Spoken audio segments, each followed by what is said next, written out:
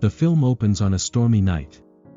Tess Marshall, Georgina Campbell, arrives at an Airbnb that she booked at 467 Barbary Street, but as she tries to check in, she cannot find the house key or get in touch with whoever booked her. Before she leaves, she sees a light turn on in the house, and she rings the bell. A man named Keith Toshko, Bill Skarsgård, answers, and he says he booked the house as well. Since they cannot reach the bookers, Keith invites Tess to stay while they try to get things sorted. Tess is unable to book a hotel anywhere else, so she takes a shower and is invited by Keith to share a bottle of wine. She explains that she is meeting with a filmmaker named Bonnie Zane, Sophie Sorensen, for a job interview. Keith says he has seen her last film, despite Tess thinking nobody else would have seen it. They bond for a bit before going to bed. During the night, Tess wakes up to overhear Keith gasping in his sleep, likely due to night terrors. She tries to wake him up but ends up startling both of them. Keith denies anything is wrong. The next day, Tess goes for her interview. As she steps outside, she is surprised to see that all the other houses surrounding the Airbnb seem abandoned and dilapidated. Tess then goes to meet Bonnie at the restaurant. Everything goes well until Tess mentions where she is staying, and Bonnie warns her to get out of there quickly. When Tess returns to the house, a man named Andre, James Butler, runs after her and tells her to get out of the house. Although a bit spooked, Tess goes about her business and ends up going down toward the basement. The door locks behind her, and she has left her phone on the kitchen table. She then finds a rope attached to the wall and finds the secret entrance to a tunnel.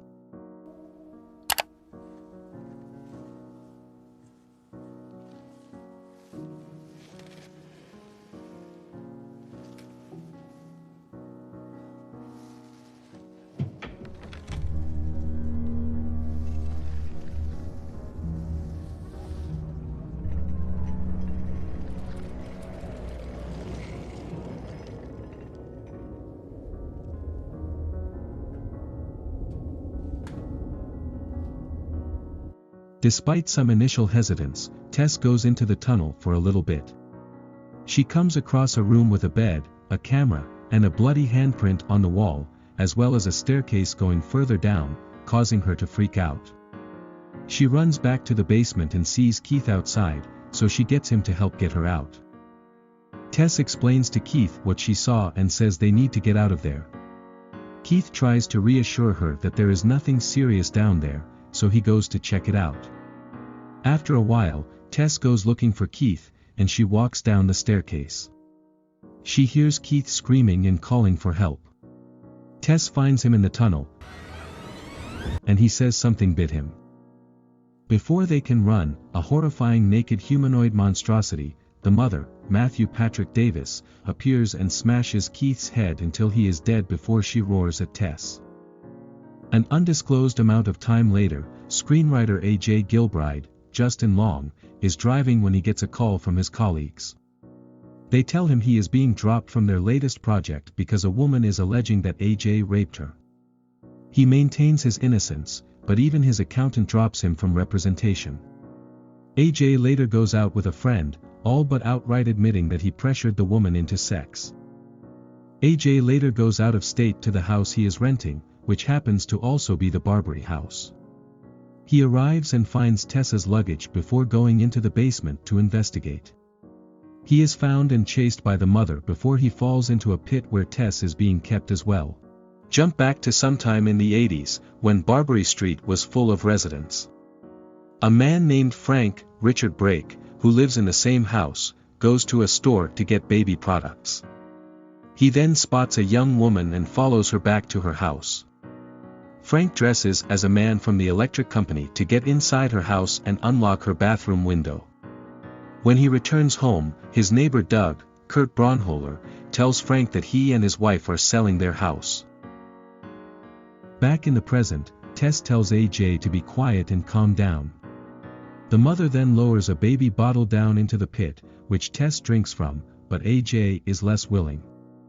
The mother enters the pit and treats Tess like her child, but she growls and screeches toward AJ.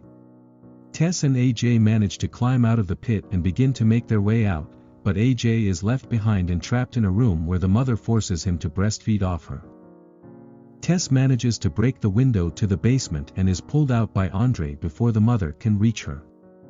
Andre tries to take Tess to safety, but she insists on going back to free AJ. Tess calls the cops, but when they arrive, they believe that she is a strung-out addict due to her disheveled appearance.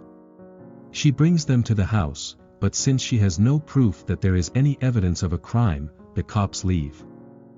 Tess waits until it gets dark to break into the house and get her keys. When she gets into her car, the mother emerges and tries to break into Tess's car, but she drives into the side of the house to try and kill the mother, but it just briefly knocks her out.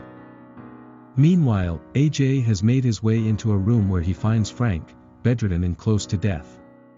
AJ sees several tapes that Frank has kept of the women he has raped over the years. As AJ calls him out for how sick he is, Frank pulls out a gun and shoots himself in the head. No, wait! AJ grabs the gun and goes out of the room. Tess is down there and calls out to him, causing AJ to get startled and pull the trigger. Hello? Tess is shot in the abdomen, but AJ helps her get out of the house. When they get outside, Tess sees that the mother is not where she originally was. She tells AJ she knows where they can run to. Tess brings AJ down by the water where Andre told her to go for safety. He explains to them that Frank owned the house and was most likely the source that booked the victims. He would kidnap women and rape them, producing children that he would also rape, and the mother is a product of incestuous rape that has been in the house for over 40 years. Although confident that she cannot find them, Andre is quickly proven wrong when the mother emerges and rips his arm off, then beats him to death with it. Tess and AJ run for safety and make their way up a water tower. AJ drops the gun just as the mother starts catching up to them. AJ thinks he can redeem himself and save both of them. So he grabs Tess and throws her off the tower, knowing the mother will instinctively go after her baby. AJ runs down and sees the mother seemingly dead. Just as he tries to justify his actions to Tess, the mother springs back up and gouges AJ's eyes out with her thumbs before cracking his head in two. The mother then crawls over to nurture Tess, who grabs the gun. She has a slight look of remorse on her face before she pulls the trigger. Tess then gets up and walks out of the area to get medical attention. Thank you for watching this video. If you have anything to say, comment down below. Finally, like and subscribe to my channel. Peace out.